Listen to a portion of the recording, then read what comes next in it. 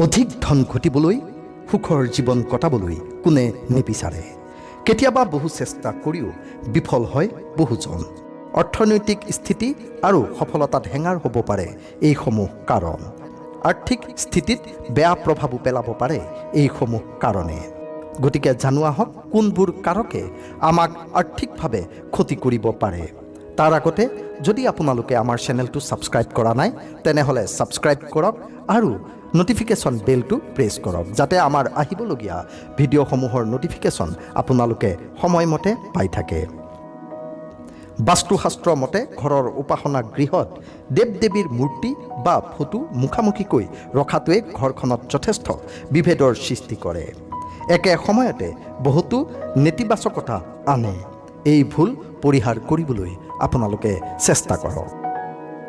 বন্ধু বান্ধৱীসকল, বাস্তুশাস্ত্ৰ মতে বিচনাত বহি খাদ্য একেবাৰে খাব নালাগে।